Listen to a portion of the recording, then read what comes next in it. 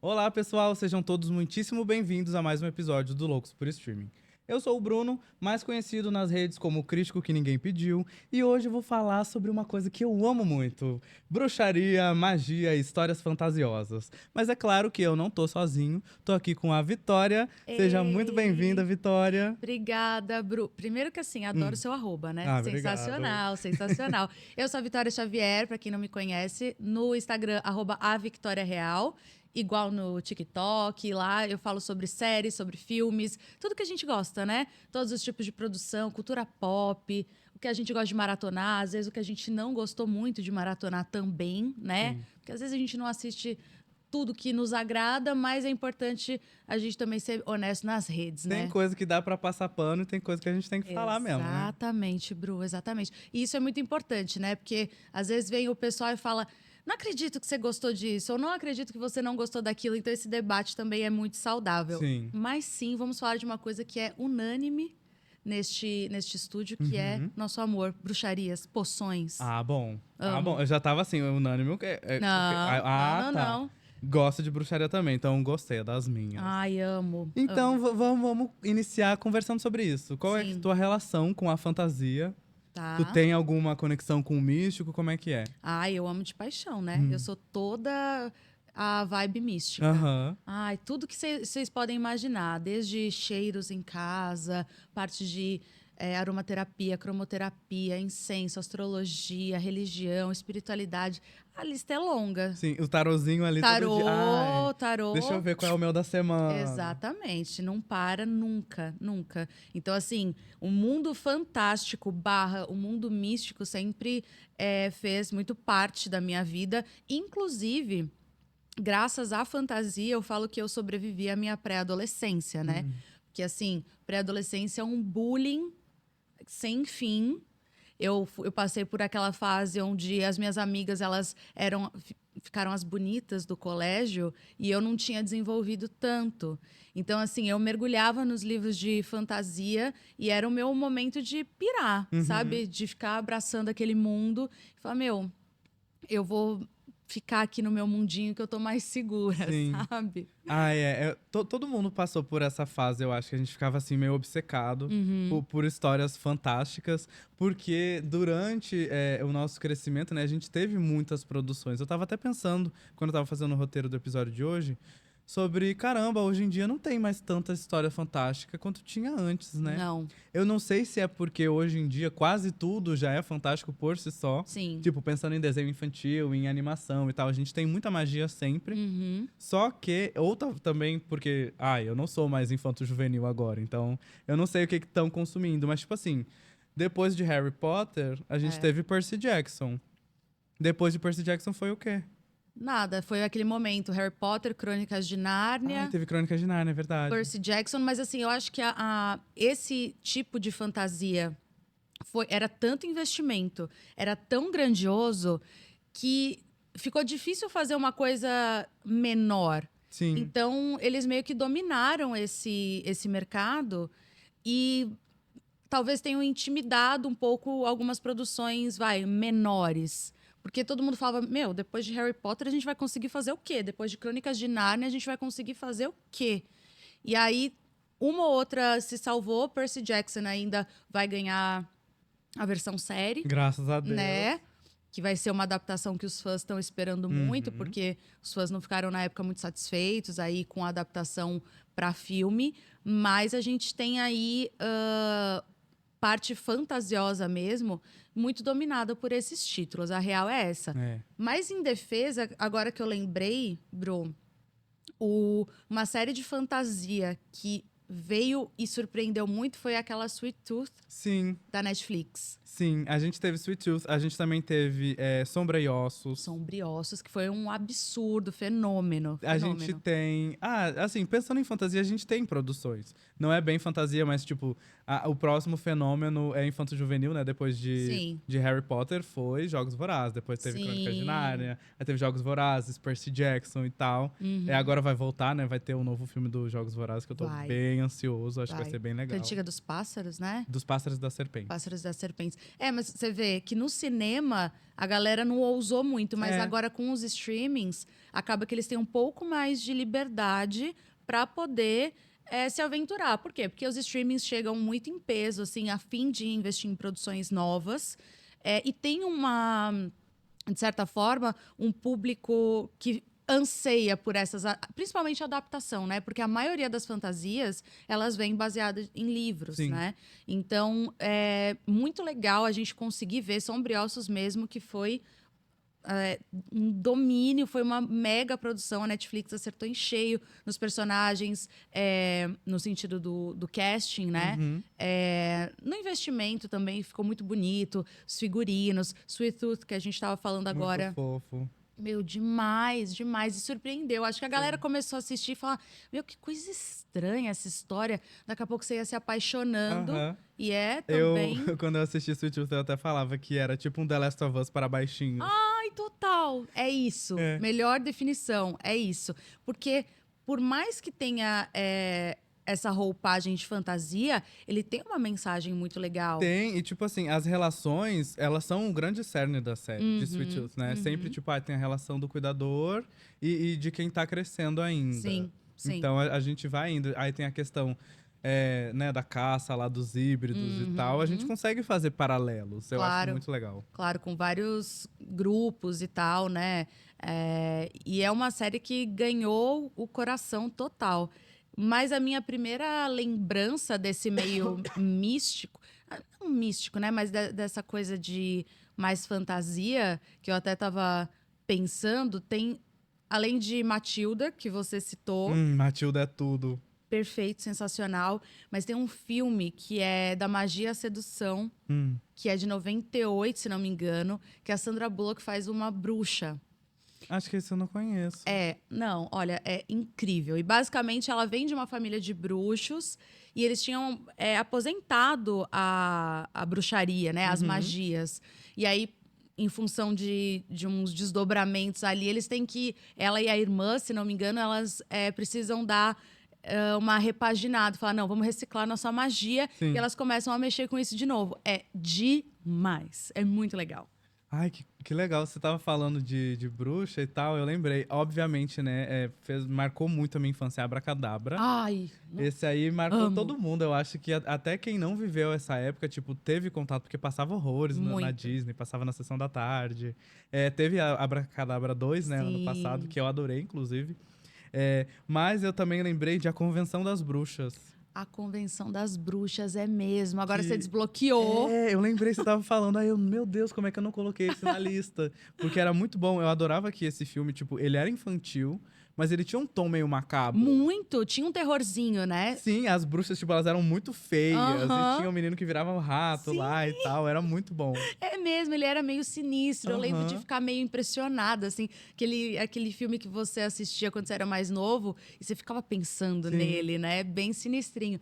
Outra coisa, Jovens Bruxas, o original.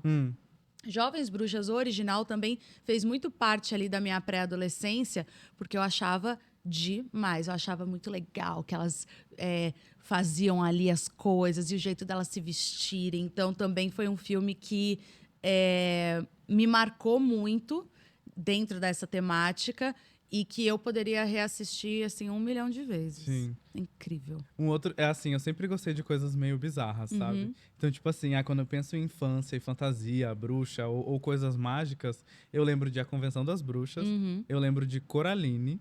Coraline. Que causou trauma a várias pessoas. Muito. Seguido de Coraline tinha Casa Monstro também, que eu amava.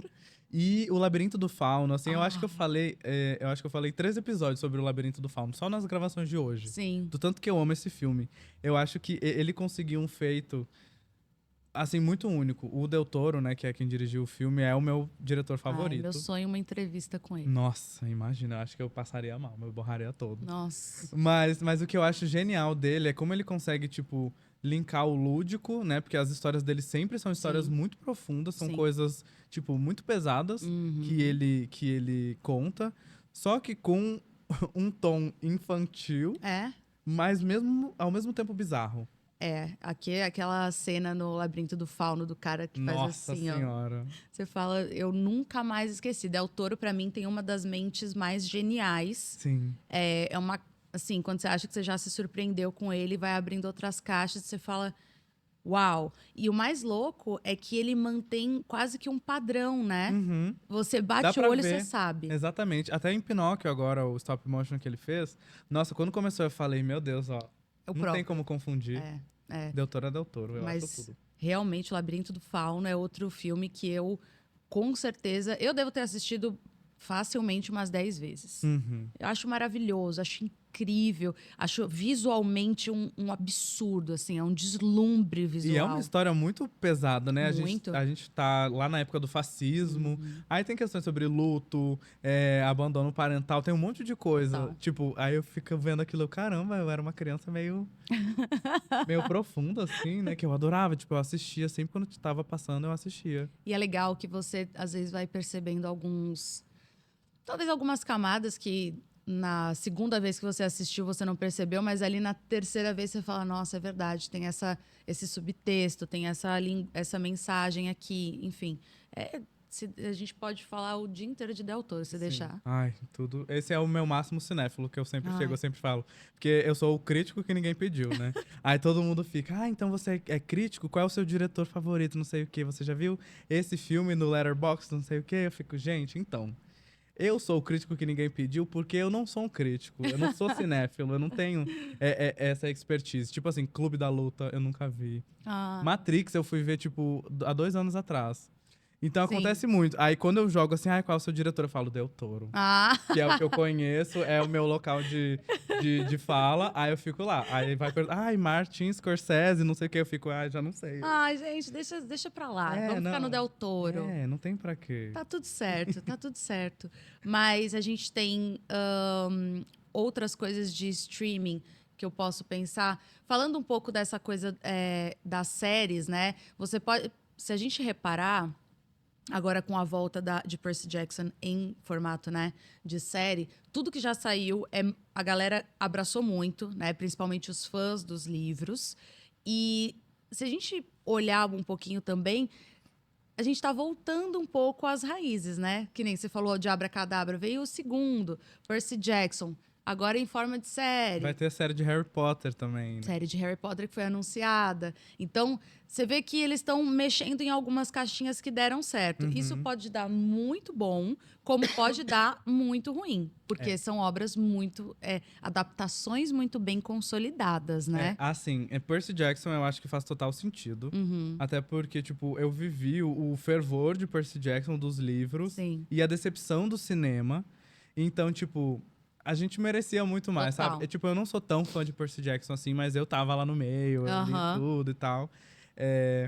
Mas ainda não teve aquilo, sabe? Sim, Só que sim. Harry Potter teve. Teve. E teve bem tido mesmo, sabe? Tipo, foram 8 filmes, os personagens, tipo, se tornaram icônicos. O Rupert Grint, que é quem faz o Rony, ele tá fazendo outras séries, né? Eu assisto uma série que tem ele, se chama Servant, da Apple TV+. Sim. Toda vez que ele aparece, já tá na 4ª temporada, eu acho. Toda vez que ele aparece, eu fico, lá o Rony. Não tem como. Não tem. É que nem ele fez o filme agora do Shyamalan, que eu esqueci o nome. Batem a porta. Ele fez... Na hora, você olha, é Harry Potter. É o Rony Weasley. É ele. E aí, tipo assim, eu tô com muito medo dessa série. Por isso que a minha opinião, sempre que mexem com coisa que já tá muito bem estruturada, você vê série do Senhor dos Anéis, né, que foi uma das mais caras, talvez a mais cara da história, mexer em algo que tá muito bem estruturado e muito bem adaptado, tem lá os seus perigos, né? Então, você vê, até o próprio Animais Fantásticos, a gente não precisa nem entrar em termos de bilheteria, mas não foi aquele boom que nem foi Harry Potter. Sim. Espirrei. Tudo bem, tem problemas. Mas eu acredito muito que é uma faca de 2 gumes. Pode dar muito bom e pode dar muito ruim. Sim, sim. E o Animais Fantásticos, né? E vamos isolar polêmicas aqui envolvendo, tinha todo o universo de Harry Potter ali, né? A gente sabe que é uma história que se passa antes do universo de Harry Potter, mas ele não reprisou o sucesso de Harry Potter. Não, é porque ao mesmo tempo que a gente quer uma coisa nova, quando a gente tem uma coisa nova do universo, a gente acha estranho. Total. A gente estranha. Porque marcou muito, né? Acho que Harry Potter fez muito parte da formação de muita gente. Muita gente. Então, mexe em algumas gavetinhas nossas que vão além da nostalgia, né? É porque eu acho que eles foram muito inteligentes. Assim, eu tava outro dia batendo muito cabeça, tipo, tentando entender por que Harry Potter foi tão grande. Eles conseguiram, durante o tempo, foram 8 anos, né? Sim. 8 anos eles conseguiram pegar 2 gerações diferentes. Porque tinha um público adulto Aham. que leu o livro e tal. Tinha a galera que era jovem, que, tipo, viu o filme e falou: ah, tem livro também? Vou ler. Claro. E tinha a galera que, tipo, que amava ler e aí conheceu o filme. Sim. Então, tipo, eles conseguiram pegar uma gama de idades muito boas. E o Tanto que passaram quantos anos? Sei lá, 20? Aham. Acho que é. E tem a mesma força. E o grande trunfo, acho que a gente não pode negar, que foi a escolha, né? Os atores. Com certeza. Com certeza. Com certeza. Era assim, era aquela coisa de a gente imaginou Harry Potter e a gente viu o Daniel Radcliffe ali e fala, não poderia ser diferente. Então, assim, é a própria Hermione, o que provavelmente 99,9% dos fãs dos livros imaginaram estava ali na tela. E aí, a gente também tem que parar para pensar que era, para época, uma grandiosidade, né? Então, hoje em dia, a gente tem um avanço absurdo em termos de tecnologia. Mas, 1000 anos atrás, acho que 2 décadas atrás, basicamente, olhar aquele universo de Hogwarts na tela do cinema... Você fala, pelo amor de Deus, me leva pra lá. Exatamente. Eu lembro muito. O meu favorito de Harry Potter é o Cálice de Fogo, que é o 4. Aí eu lia o livro e eu ficava assim, meu Deus, como é que vão fazer um filme disso?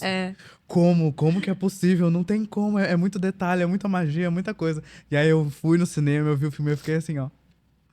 Eles conseguiram.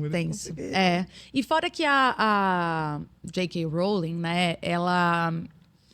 Tem muitas coisas que... Tem muito subtexto ali, né, por trás do filme. Então, que ela usava para representar o luto. Que ela... Quando você mergulha... É muito legal quando você consegue ir desconstruindo a obra e perceber que ela é mais do que só o filme, Sim. né? Que você consegue pegar as camadas e falar, nossa... Isso daqui ela usou para representar tal fase da vida dela. Isso daqui ela usou para representar outra coisa. Então, assim, é muito, muito gostoso você também ir descobrindo a obra aos poucos, né? Sim, é legal, tipo, ver com esses olhos, né? Ver esses detalhes. Tipo de bastidor mesmo, né? E aí, tipo, um outro ponto também, né? Envolvendo o mundo de Harry Potter, que é sempre polêmico, é a J.K. Rowling. Opa! Que já deu vários comentários aí bem... não felizes. Ai. E acabou se tornando uma pessoa muito polêmica, Muito. uma pessoa que, enfim, até o próprio pessoal envolvido nas gravações, tipo, ela fala uma coisa, eles vão contra ela. Enfim, questões de princípios, Sim. valores e tal. E aí fica essa discussão, né? A grande polêmica do, vamos separar o autor da obra. Será que é possível? Será que não é? Eu acho que é possível. Eu acho que uma obra é que nem filho. Você tem o filho e coloca ele pro mundo, entendeu? Outro grande problema envolvendo a J.K. Rowling é que ela queria se meter em tudo. E é outra coisa que pode dar muito certo, como pode dar muito errado. Tem muitas obras onde o autor, o criador, se envolve e aquilo fica sensacional. Exatamente por ter o olhar mais apurado de quem criou. Principalmente em obras mais... complexas, né? E tem momentos em que quanto mais fica ali uma coisa meio mãe de Miss, que fica o tempo todo, sabe, querendo ficar ali, e aí você fala, você dá vontade de falar, você tá atrapalhando, você não tá ajudando. E fora o que você tá, né, as polêmicas envolvendo ela e tal. Mas eu consigo total separar. Esquece J.K. Rowling, agora já pôs pro mundo, Harry Potter é nosso. Sim, eu acho que, tipo, são questões que, agora que vai ter a série, né, foi as grandes polêmicas que deram. Primeiro foi quando lançou o jogo, que, meu Deus, você vai dar dinheiro pra ela, não sei o quê. Sim. E agora que anunciaram a série, que, tipo, ela tá envolvida na produção, só que, gente, tipo, sendo realista, não tem o que fazer, porque ela que criou. a série. Tudo veio de dentro da cabeça dela. Ela tem que fazer parte, tipo... E aí ela faz parte, mas não total. Ela atua meio que numa consultoria, É, né? exatamente. Eu acho que, tipo, é pra manter o contexto, enfim, né? Já confirmaram que vai ser a história dos livros mesmo Sim, na série. sim. Então a gente vai procurar um aprofundamento maior nas Aham. coisas. Não que eu veja muita necessidade, sendo bem sincero. É. Mas, sei lá, eu acho que quando lançar, vai acabar que vai ser legal.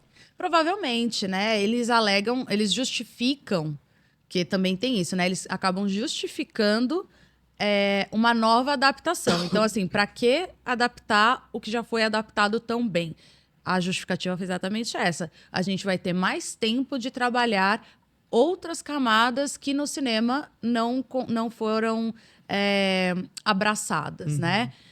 E eu entendo, porque a gente também tem que levar em consideração que cada formato é um formato. Sim. Filme é filme, série é série, quadrinho é quadrinho. Então, assim, é uma coisa que eu defendo muito, né? Quando acaba trazendo uma liberdade criativa ali, outra aqui, numa adaptação, eu falo, gente, se adaptar ao pé da letra, vai dar ruim.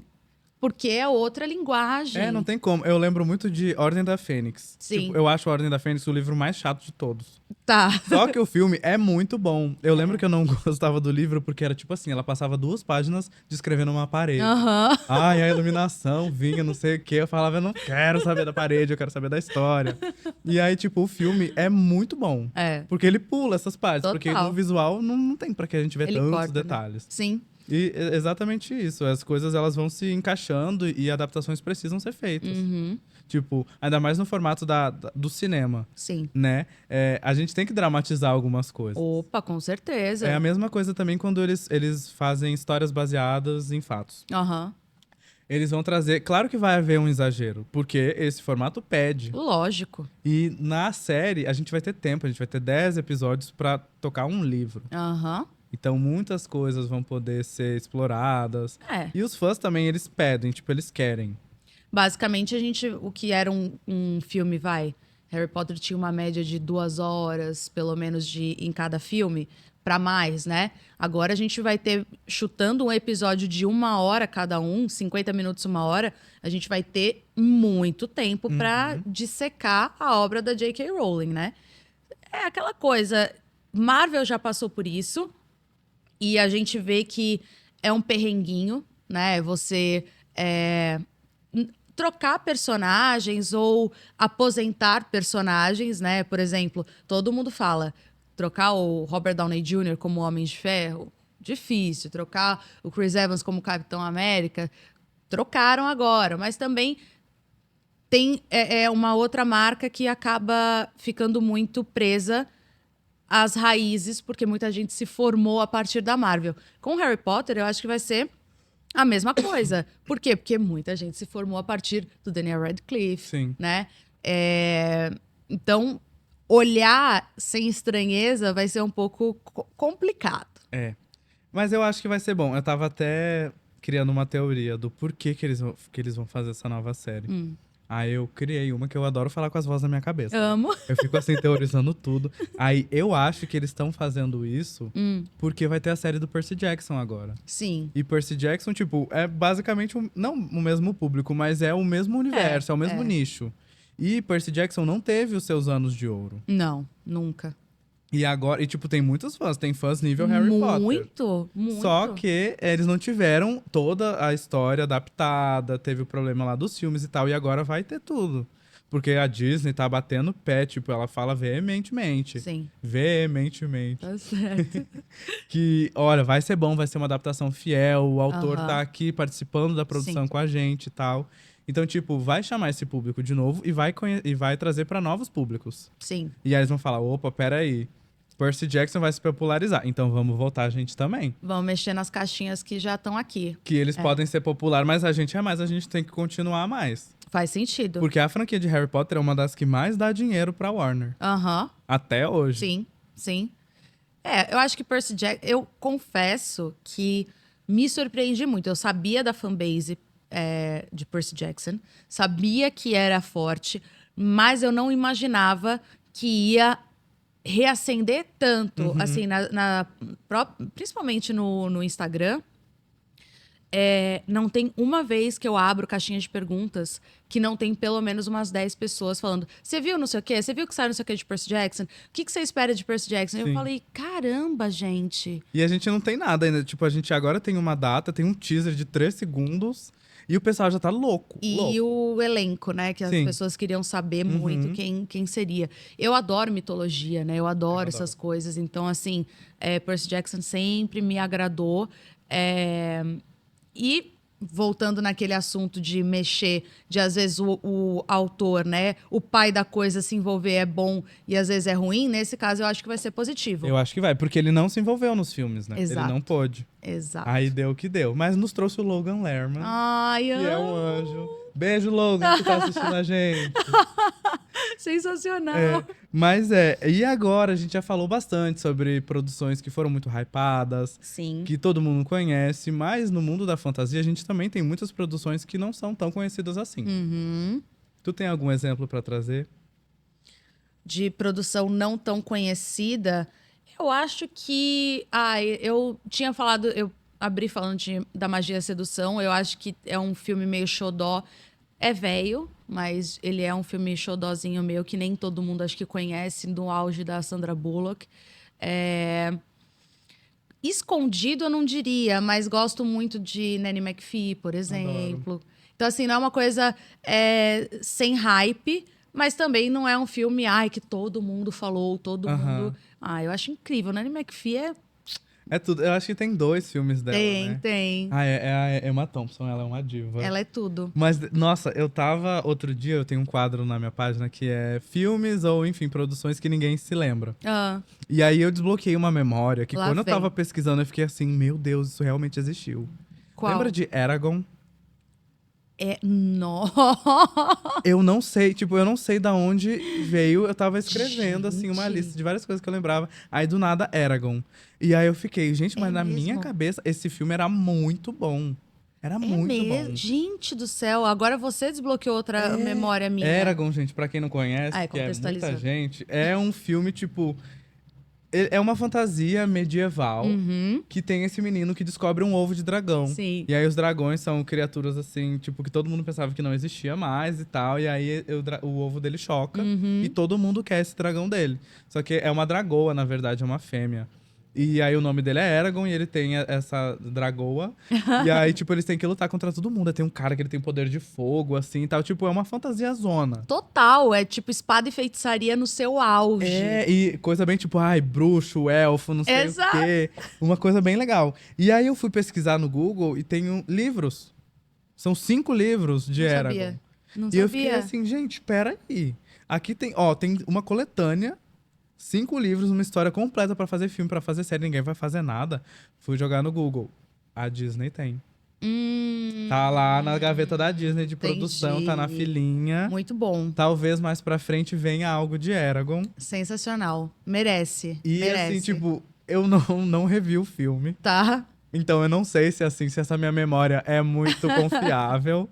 Mas eu adorava. Mas te marcou positivamente. Muito, eu amava. Eu achava o dragão lindo. E era um dragão Então. mulher. Aí ficava, é uma fêmea. Olha que diferente. Basicamente, Eragon caminhou para que Game of Thrones pudesse correr, Com né? certeza. Aí, ó, fazendo escola. Exato. E Eragon ninguém nem sabe. sem dar o menor valor para Eragon, Como gente.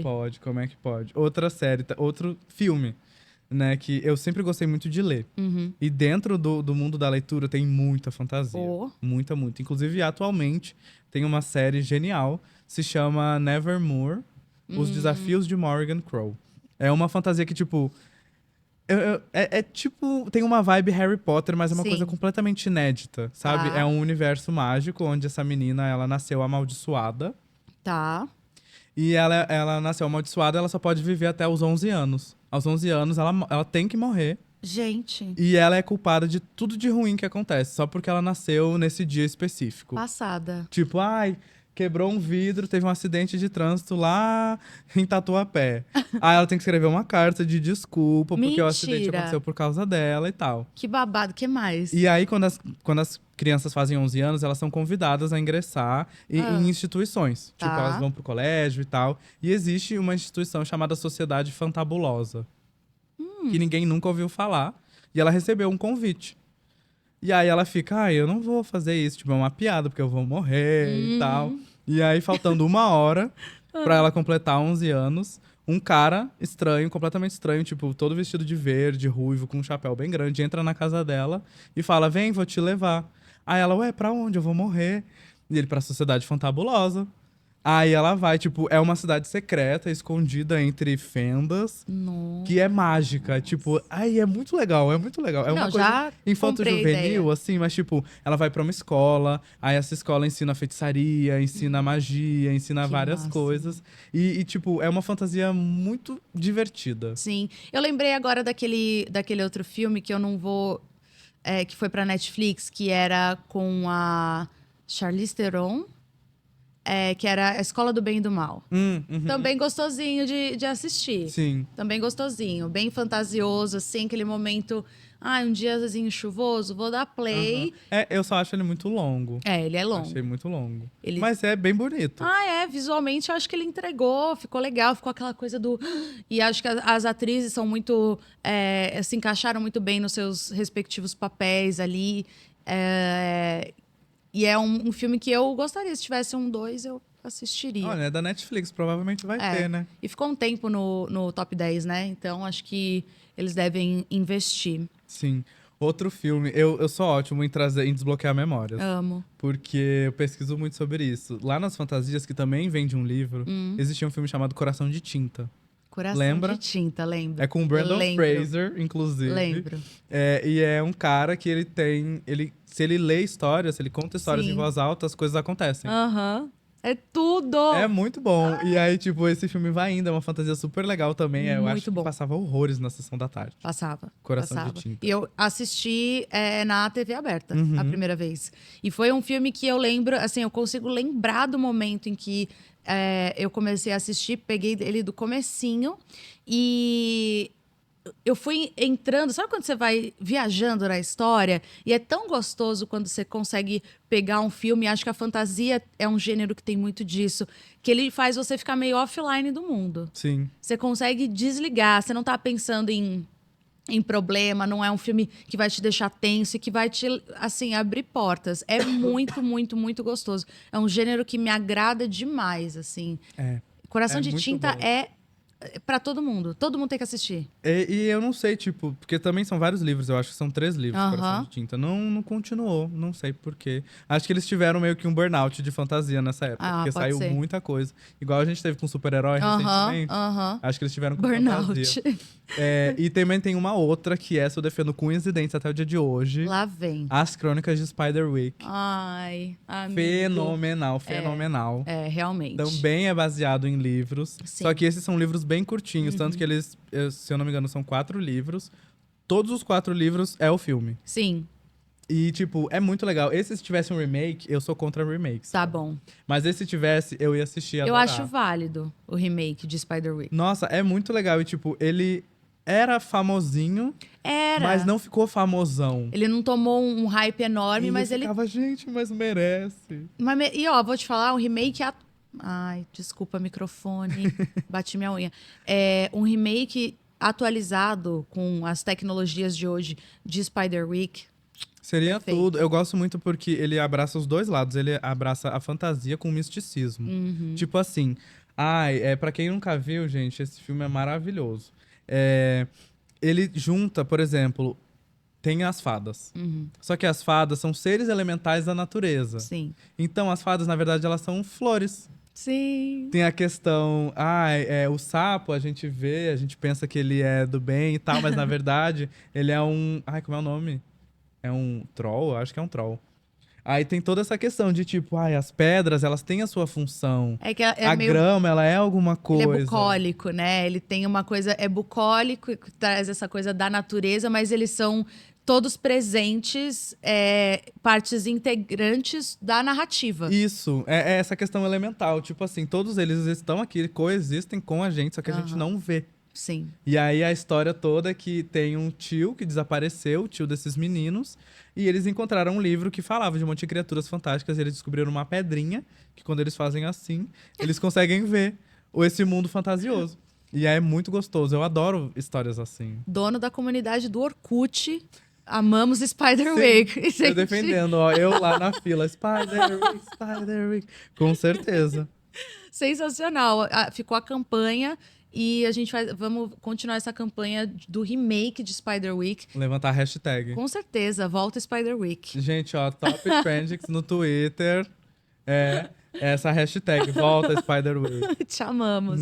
Muito bom, crônicas. A gente até aceita mais de um filme Sim. por crônica. Pode ser. Mas tem muita coisa. Quando eu penso em fantasia, tipo, eu vou pra minha infância, eu penso de um monte de produção que não necessariamente eram fantasias, mas que tem essa pegada mais lúdica. Sim. Tipo Desventuras em Série.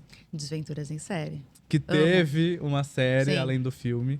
Eu preferia o tom do filme ao tom da série, mas eu também gostei. Eu gosto muito desse universo. Desventuras era muito bom mesmo. Era muito bom. Realmente.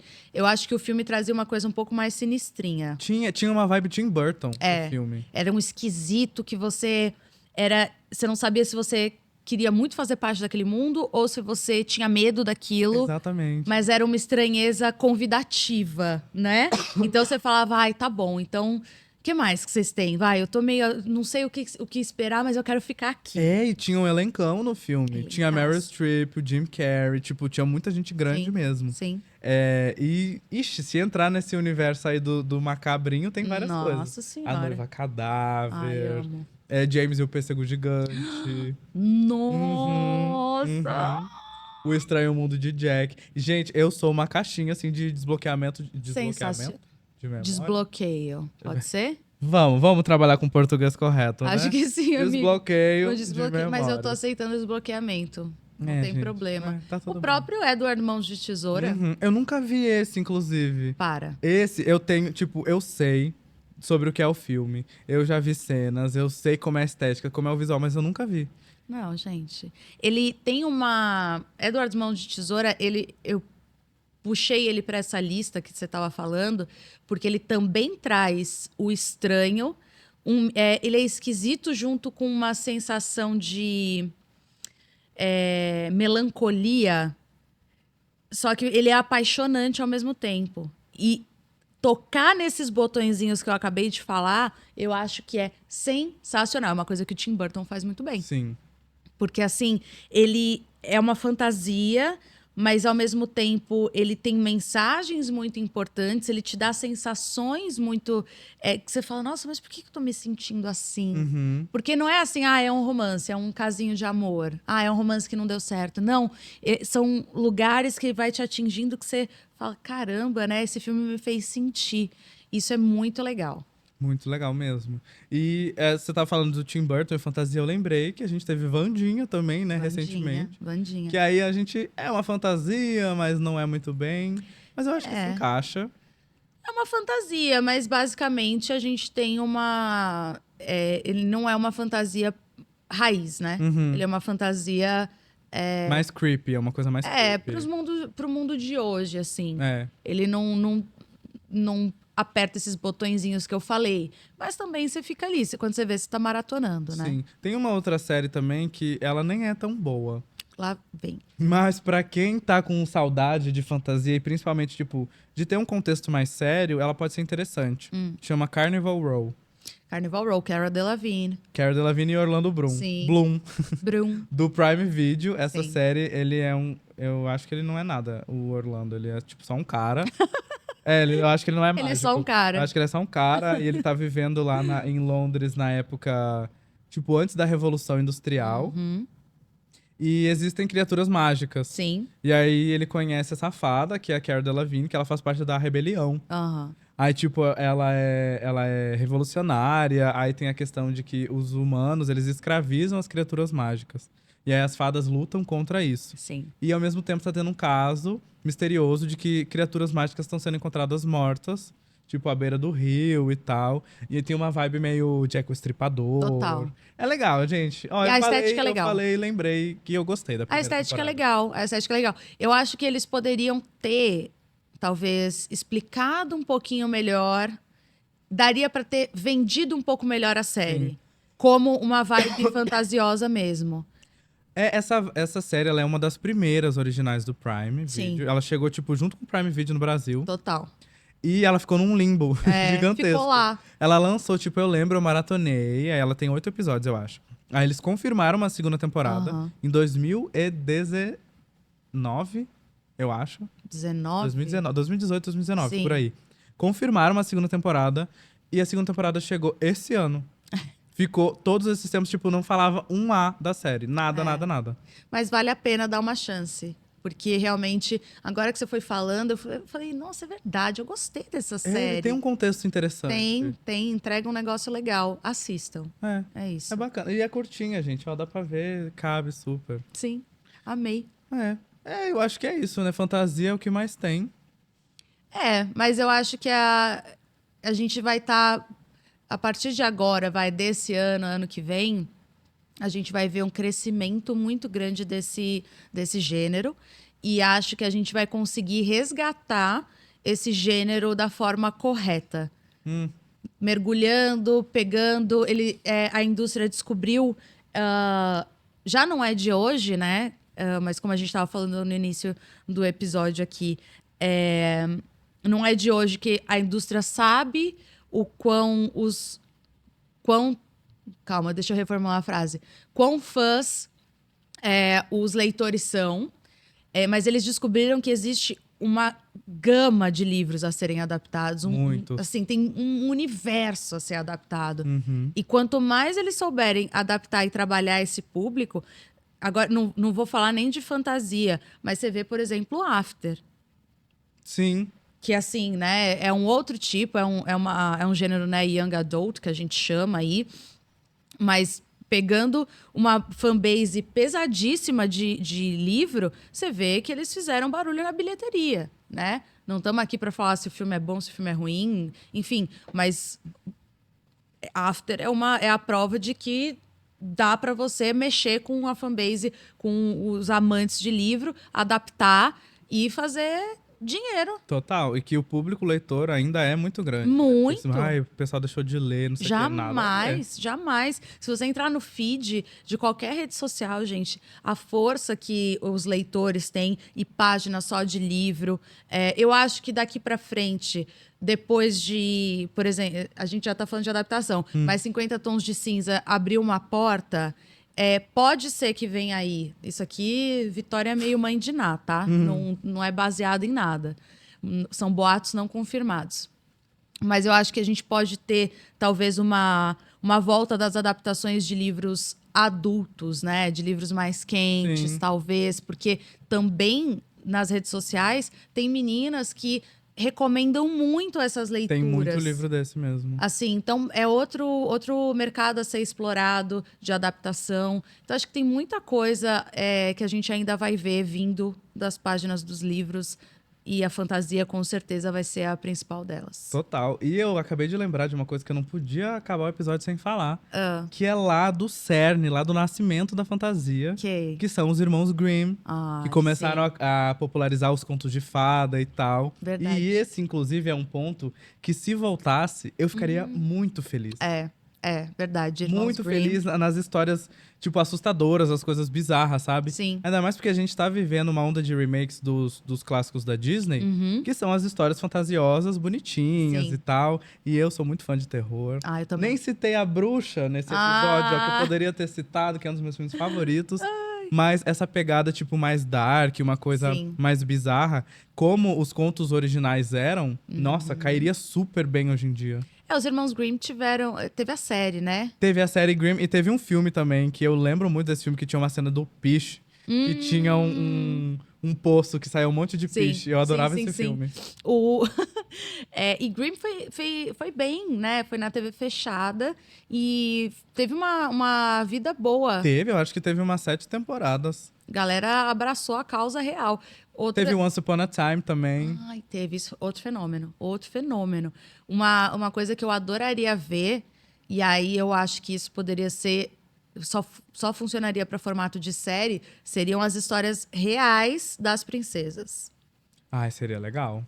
O bruto ali, seria bem legal. Sem passar pano, sem dar uma mexidinha. Assim, pegar a história original, que é bem sinistra, a história original de Cinderela, Bela Adormecida, ia tocar em várias camadas aí, vários assuntos delicados, ia retratar um tempo onde, né, ia colocar ali um recorte de tempo para a gente entender por que essas histórias foram escritas. Sim. Para quem que elas eram destinadas, né? Então, por exemplo, a gente pega a Cinderela, vem da história, né, que as mulheres tinham que ter o pé pequenininho, o sapatinho vem disso, porque eles tinham na cabeça que quanto menor o pé, mais bonita a mulher seria. Só que isso vinha de uma série de coisas da sociedade lá atrás. Sim, e teve até um imperador japonês ou chinês Sim. que ficou obcecado e, tipo, ele mandava as mulheres se mutilarem mesmo pra Exatamente. caber no sapatinho. É Então, muito doido. É muito bom. Esse universo, gente, é muito bom. Eu acho que tem que ter um episódio só disso, viu, Amo. produção? Pra gente conversar sobre isso, eu acho que seria muito Por legal. favor, dá pra pegar contexto histórico, dá pra Total. pegar, assim, o suprassumo do começo dos contos. Dá pra puxar até serial killer nessa história. Dá. Inclusive, eu tenho um vídeo lá no meu canal sobre isso. Contos de fadas e serial killers. Depois Amo, vocês verem. amo. Mas é isso, batemos nosso tempo aqui. Vicky, muito obrigado. Adorei nosso papo. Amei, muito bom. Ó, a gente conversou, a gente indicou muita coisa, relembrou muita coisa, Sim. desbloqueou memória. Com certeza. E é isso, gente. Foi um prazer te ter aqui. Prazer foi todo meu. A gente poderia ficar horas conversando. Tranquilaço. Muito obrigada, gente. Amei. É isso. A gente acaba o episódio por aqui e se encontra no próximo. Tchau, tchau. Tchau.